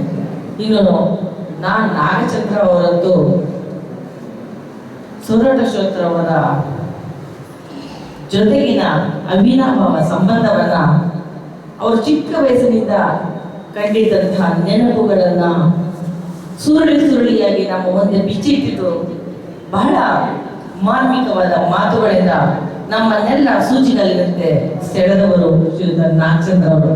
ಯಾಕೆಂದ್ರೆ ಅವರ ಒಂದು ರಂಗಭೂಮಿಯ ಒಂದು ಅವಿನಾಭಾವವಾದಂಥ ಅನೂನ್ಯವಾದಂಥ ಸಂಪರ್ಕ ಸೇತುವೆಯಾಗಿ ಇವತ್ತು ನಮ್ಮ ಜೊತೆ ಇದ್ದಾರೆ ನಾಗಚಂದ್ರ ಅವರು ಅನ್ನೋದು ಬಹಳ ಸಂತಸದ ವಿಚಾರ. ಯಾಕೆಂದ್ರೆ ಇವತ್ತು ರಂಗಭೂಮಿ ಎಲ್ಲೋ ಒಂದು ಕಡೆ ಕಣ್ಮರೆಯಾಗ್ತಾ ಸಾಗ್ತಾ ಇದೆ. ಅದನ್ನ ಪುನಃ ಎತ್ತಿ ಹಿಡಿಯುವ ನಿಟ್ಟಿನಲ್ಲಿ ನಾಗಚಂದ್ರ ಅವರು ಬಹಳ ಅವಿರತವಾದ ಶ್ರಮವನ್ನು ಹಾಕ್ತಾ ಇದ್ದಾರೆ. ಅವರಿಗೆ ಕೂಡ ನಾನು ನಮನವನ್ನು ಸಲ್ಲಿಸ್ತೇನೆ. ಹಾಗೆ ನಮ್ಮ ಸಿ ವಿ ಶ್ರೀಧರ್ ಮೂರ್ತಿ ಅವರ ಹೇಳಿದ ಒಂದು ಮಾತು ಬಹಳ ಮನಸ್ಸಿಗೆ ನಾಟುವಂತಹದ್ದು. ಹಿಂದಿನ ಸಾಹಿತ್ಯಕ್ಕೂ ಇಂದಿನ ಸಾಹಿತ್ಯಕ್ಕೂ ಅಜಗಜಾಂತರವಾದ ವ್ಯತ್ಯಾಸ ಇದೆ. ಆವತ್ತು ಸಾಹಿತ್ಯ ಮುಂದೆ ಇತ್ತು, ಸಂಗೀತ ಹಿಂದೆ ಇತ್ತು. ಇವತ್ತು ಸಂಗೀತ ಅಬ್ಬರವನ್ನ ಮಾಡ್ತಾ ಕಿವಿಗಳಿಗೆ ಅಪ್ಪಳಿಸ್ತಾ ನಮ್ಮನ್ನ ಸಾಹಿತ್ಯ ಲೋಕಕ್ಕಂತೂ ಕೊಂಡೊಯ್ತಾ ಇಲ್ಲ, ಸಂಗೀತ ಲೋಕಕ್ಕೆ ಕೊಂಡೊಯ್ತಾ ಇದೆ. ಯಾಕೆಂದ್ರೆ ಇಲ್ಲಿ ಸಾಹಿತ್ಯ ಏನು ಅಂತ ನಾವು ಕಿವಿನ ಎಷ್ಟು ಅಗಲ ಮಾಡ್ಕೊಂಡು ಅದು ಕೇಳಿಸೋದು. ಯಾಕೆಂದ್ರೆ ಸಂಗೀತದ ಅಬ್ಬರ ನಮ್ಮನ್ನ ನಿಜವಾಗ್ಲೂ ಕೂಡ ಮೂಕರಿಸಬೇಕಾಗಿ ಮಾಡುತ್ತೆ. ಅಂದಿನ ಸಾಹಿತಿಗಳ ಆ ಸಾಹಿತ್ಯದ ಭಾಷಾ ಹಿಡಿತಾ ಇತ್ತಲ್ಲ, ಅದು ಇವತ್ತು ಕಣ್ಮರೆ ಆಗ್ತಾ ಇದೆ. ಇದೆ ನಮ್ಮ ಸಾಹಿತಿಗಳು, ನಾನು ಒಬ್ಬ ಸಾಹಿತಿಗಳಲ್ಲಿ ಇದೆ, ಅದನ್ನು ಗುರುತಿಸುವಂತಹ ಜನ ಇವತ್ತಿಲ್ಲ. ಇವತ್ತು ಬಹಳಷ್ಟು ಇದು ಒಂದು ರೀತಿ ವಿಷಾದನೀಯವಾದ ಸಂಗತಿ ಅಂತ ಹೇಳ್ತೇನೆ. ಏಕೆಂದ್ರೆ ಬಹಳಷ್ಟು ಜನ ಚಿತ್ರ ಸಾಹಿತಿಗಳು ಇವತ್ತು ನಮ್ಮ ಜೊತೆಗಿದ್ದಾರೆ, ಒಳ್ಳೊಳ್ಳೆ ಸಾಹಿತ್ಯವನ್ನು ಕೂಡ ಕೊಡ್ತಾ ಇದ್ದಾರೆ.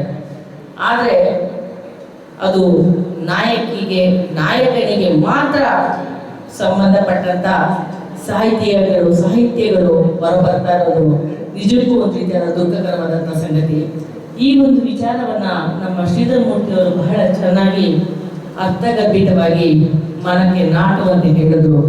ಅವರಿಗೆ ಕೂಡ ನಮನವನ್ನು ಸಲ್ಲಿಸ್ತೇನೆ. ಏಕೆಂದ್ರೆ ಸೊರಡ ಅಶೋಕರವರಿಗೆ ಪ್ರಶಸ್ತಿಗಳು ಸಿಗಬೇಕಿತ್ತು. ನಿಜಕ್ಕೂ ಇದು ನಮ್ಮ ದುರಂತದ ಸಂಗತಿ ಅದು. ಹೀಗೆ ಅಂತ ಒಬ್ಬ ಮಹಾನ್ ಸಾಹಿತಿಯನ್ನ ಗುರುತಿಸದೆ ನಮ್ಮ ಸರ್ಕಾರಗಳು ನಿಜಕ್ಕೂ ಅವರ ಬಗ್ಗೆ ಯಾವುದೇ ರೀತಿಯಾದ ಕಾರ್ಯಕ್ರಮಗಳನ್ನು ಹಮ್ಮಿಕೊಳ್ಳದೆ ಯಾಕೆ ಈ ರೀತಿ ಅವಕೃಪೆಗೆ ಒಳ ಮಾಡ್ತಾ ಇದ್ದಾರೆ ಅನ್ನೋದು ಆಲೋಚಿಸಬೇಕಾದಂಥ ಸಂಗತಿ. ಶ್ರೀಯುತ ಸೊರಡ ಅಶ್ವಥ್ ಅವರ ಬಗ್ಗೆ ಇವತ್ತು ಬಹಳಷ್ಟು ವಿಷಯಗಳನ್ನ ನಮ್ಮ ಮುಂದೆ ಪ್ರಸ್ತುತಪಡಿಸಿದವರು ಶ್ರೀಯುತ ಎನ್ ವಿ ರಮೇಶ್ ಅವರು. ಎನ್ ವಿ ರಮೇಶ್ ಅವರು ನಾನು ಅವ್ರ ಮನೆಗೆ ಹೋದಾಗ ಅದೇ ಹೇಳ್ತಾ ಇದ್ರು, ಬಹಳ ಶ್ರಮ ಹಾಕಿ ವಿವರಗಳನ್ನ ಸಂಗ್ರಹಿಸ್ತಾ ಇದ್ದೀನಿ ಅಂತ. ಇದು ಬಹಳ ಕಷ್ಟದ ಕೆಲಸ. ಯಾಕೆಂದ್ರೆ ಅವರ ಬಗ್ಗೆ ಬಹಳಷ್ಟು ಮಾಹಿತಿಗಳನ್ನ ಹೆಕ್ಕಿ ಹೊರತೆಗೆದು ನಮ್ಮ ಮುಂದೆ ತಂದಿಡುವವರು ಇವತ್ತು ನಮ್ಮ ರಮೇಶ್ ಅವರು. ಅವರ ಶ್ರಮದ ಫಲ ಇವತ್ತು ಪ್ರತಿಫಲವನ್ನು ಕೊಟ್ಟಿದೆ. ಅವರು ಏನಿದ್ದ ಒಂದು ಕಾರ್ಯಕ್ರಮಕ್ಕೆ ಹಿಂದೆ ಶ್ರಮವನ್ನು ಹಾಕಿದ್ರು ಅದು ಇವತ್ತು ಸಾಫಲ್ಯವನ್ನು ಕಂಡಿದೆ ಅಂತ ಹೇಳಿದ ರಮೇಶ್ ಅವರಿಗೂ ಕೂಡ ನಾನು ಧನ್ಯವಾದಗಳನ್ನು ಕೊಡ್ತೇನೆ. ಹಾಗೆ ನಾನು ನಮ್ಮ ಛಾಯಾವರತಿಗೆ ಮಾತಾಡ್ತಾ ಕೇಳಿದೆ, ಅಪ್ಪನ ಬರಹ ನಿಮಗೆ ಬಂತ, ಅಪ್ಪನ ಗಾನ ಮಾಧುರ್ಯದ ಒಂದು ಸಾಹಿತ್ಯದ ಸವಿ ನೀವು ಬಂದಿದ್ದೀಯ ಅಂತ. ಇಲ್ಲ ಮೇಡಮ್, ನನಗೇನು ಬರಲಿಲ್ಲ ಅಂತ. ಹಂಗೂ ನಾನು ಕೇಳಿದೆ, ನಿಮ್ಮ ಯಜಮಾನರು ಚೆನ್ನಾಗಿ ಆಡ್ತಾರಲ್ಲ, ನೀವು ಏನಾರ ಹಾಡಿಗೆ ಹೇಳ್ಬಾರ್ದು ಜೊತೆ ಸೇರ್ಕೊಂಡು ಅಂತ. ಇಲ್ಲ ಮೇಡಮ್, ಅವ್ರ ಜ್ಯೋತಿಯವ್ರ ಜೊತೆ ಸೇರ್ಕೊಂಡು ಹಾಡಿದ್ದು ಅವ್ರು ಚೆನ್ನಾಗಿ ಬಂದ್ಬಿಟ್ಟಿದೆ, ನಾನು ಯಾವುದಾದ್ರು ಹಾಡಲಿಲ್ಲ ಅಂತ. ನಾನು ಹೇಳಿದೆ, ಬರೆಯೋದಿಕ್ಕೆ ವಯಸ್ಸಿಲ್ಲ, ಹಾಡುವುದಕ್ಕೂ ಕೂಡ ವಯಸ್ಸಿಲ್ಲ. ಮನಸ್ಸು ಒಂದಿದ್ರೆ ಏನು ಬೇಕಾದರೂ ಮಾಡಬಹುದು. ಈಗಲೂ ಕೂಡ ನೀವು ಪ್ರಯತ್ನ ಪಡಿ, ನಿಮ್ಮ ತಂದೆಯವರಲ್ಲಿ ಇದ್ದಂತಹ ಒಂದು ಗುಣ ನಿಮಗೂ ಕೂಡ ಬರುತ್ತದೆ. ರಕ್ತದಲ್ಲಿ ಬಂದಿರುವಂಥ ಬೆಳವಣಿಗೆ ಅದು ಅಷ್ಟು ಬೇಗ ಹೋಗೋದಿಲ್ಲ. ಪ್ರಯತ್ನ ಪಟ್ಟರೆ ಭಾಷೆಯ ಮೇಲೆ ಹಿಡಿತವನ್ನು ಸಾಧಿಸಿದ್ರೆ ಖಂಡಿತ ಅದರಲ್ಲಿ ಒಂದಲ್ಲ ಒಂದು ದಿನ ಗೆಲುವು ಕಂಡೇ ಕಾಣ್ತೀರಂತ ನಾನು ಈ ತರ ಹೇಳ್ತಾ ಇದ್ದೆ. ಮುಂದಿನ ದಿನಗಳಲ್ಲಿ ಮೇಡಮ್ ಅವರ ಸಾಹಿತ್ಯ ಕೂಡ ಇಂತಹ ಕಾರ್ಯಕ್ರಮಗಳಲ್ಲಿ ಹೊರಹೋಗಲಿ ಅಂತ ನಾನೊಂದು ಆಶಿಸ್ತೇನೆ. ಹಾಗೆ ನಮ್ಮ ಪರಮೇಶ್ ಉತ್ನಳ್ಳಿಯವರು ಕೂಡ ಬಹಳ ಚೆನ್ನಾಗಿ ಕಾರ್ಯಕ್ರಮವನ್ನು ನಿರ್ವಹಣೆ ಮಾಡ್ತಾ ಇದ್ದಾರೆ, ಮುಂದಕ್ಕೂ ಮಾಡ್ತಾರೆ, ಮಧ್ಯಾಹ್ನ ಕಾರ್ಯಕ್ರಮದಲ್ಲಿ ಇರ್ತಾರೆ ಅಂತ ಹೇಳ್ತಾ ನಾನು ನಮ್ಮ ಮತ್ತೊಮ್ಮೆ ಸೊರಟ ಅಶ್ವಥ್ರವರ ಅಳಿಯ ಶ್ರೀಯುತ ಯಶವಂತ್ ಅವರಿಗೆ ನಾನು ಕೃತಜ್ಞತೆಗಳು ಸಲ್ಲಿಸಲೇಬೇಕು. ಯಾಕೆಂದರೆ ಅವ್ರ ತಂದೆ ಏನಾಗಿರೋ ನನಗೆ ಗೊತ್ತಿಲ್ಲ. ಟೂರಿಸ್ಟ್ ಆರ್ಗನೈಸರ್ ಮೂರ್ತಿ ಟೂರಿಸ್ಟ್ ಎಲ್ಲಿಯೇ ಎತ್ತಣ ಮಾಮರ ಎತ್ತಣ ಹೋಗಲಿ ಮಾವರವರ ಆ ಒಂದು ಸಾಹಿತ್ಯಕ್ಕೆ ಧ್ವನಿ ಕೊಡುವಂತ ಭಾಗ್ಯ ಅವ್ರಿಗೆ ಸಿಕ್ಕಿದೆಯಲ್ಲ, ನಿಜಕ್ಕೂ ಅವರು ಸಾರ್ಥಕವಾದಂತ ಜೀವನವನ್ನ ಕಂಡುಕೊಂಡಿದ್ದಾರೆ ಅಂತ ನಾನು ಭಾವಿಸ್ತೇನೆ.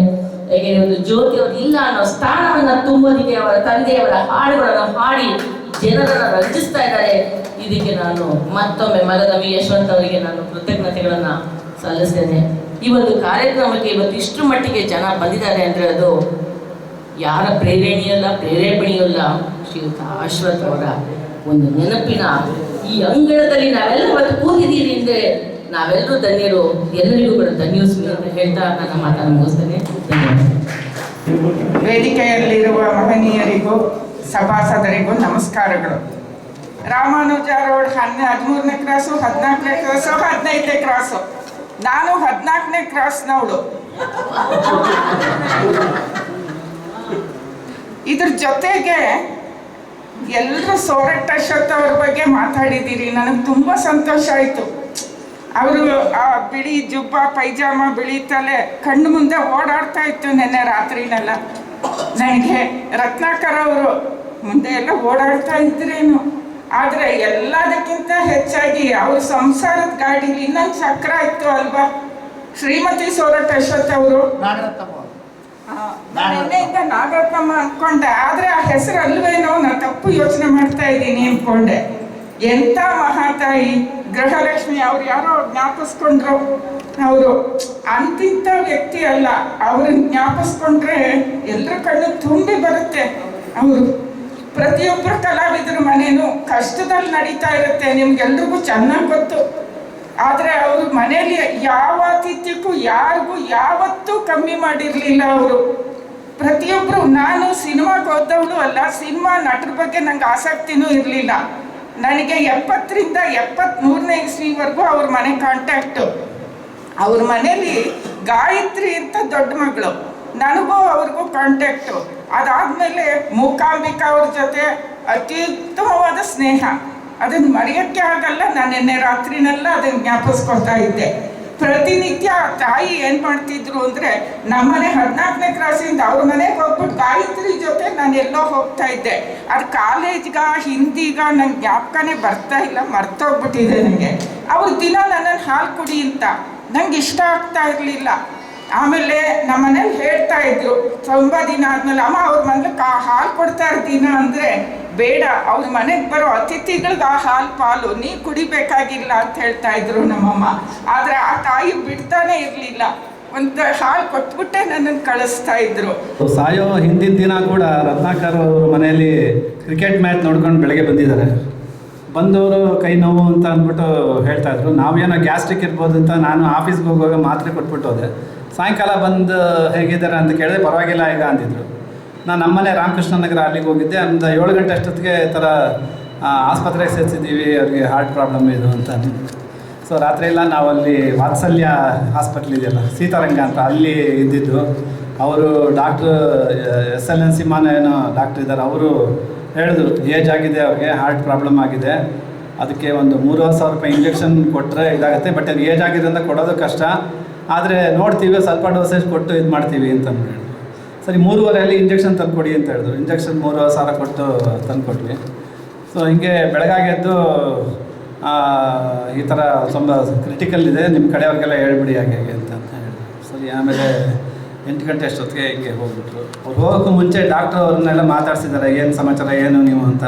ಅವಾಗ ಅವರು, ನಾನು ಈ ಥರ ಸುಮಾರು ಹಾಡುಗಳು ಬರೆದಿದ್ದೀನಿ, ನಾಡಿನಂದ ದೀಪಾವಳಿ ಅಂತ ಬರೆದಿದ್ದೀನಿ. ಆ ಹಾಡು ನಾನಿಲ್ಲ ಅಂದ್ರೂ ಪ್ರತಿ ವರ್ಷವೂ ದೀಪಾವಳಿ ದಿನ ಆಕಾಶವಾಣಿಯವ್ರು ಹಾಕ್ತಾರೆ, ಹಾಗಾಗಿ ನಾನಿಲ್ಲ ಅಂದರೂ ನನ್ನ ಹಾಡಿರತ್ತೆ ಅಂದ್ಬಿಟ್ಟು ಅವರು ಹೇಳಿದರು. ಸೊ ಹಾಗೆ ಪ್ರತಿ ವರ್ಷ ಕೂಡ ದೀಪಾವಳಿ ದಿನ ಅವ್ರ ಹಾಡು ಪ್ರಸಾರ ಆಗುತ್ತೆ. ಮತ್ತು ರಾಜ್ಕುಮಾರ್ ಪಿಕ್ಚರಲ್ಲಿ ಹಿಂದೆ ಹರಿಣಿಯವರು ಸುಮಾರು ಅಭಿನಯಿಸ್ತಾ ಇದ್ರು. ನಾಂದಿ, ಈ ನಂದಾದೀಪ ಅದೆಲ್ಲ ಮಾಡಿದ್ದಾರೆ. ಅವರು ಒಂದು ಸತಿ ಹಿಂಗೆ ಯಾವುದೋ ಕಾರ್ಯಕ್ರಮಕ್ಕೆ ಕರೆದಾಗ ಅವ್ರು ಹೇಳ್ತಾಯಿದ್ರು, ಸೋರಠ್ ಅಶ್ವಥ್ ಅವರು ಎಂದಿಗೂ ದುಡ್ಡನ್ನು ಇಷ್ಟಪಡೆದವರಲ್ಲ.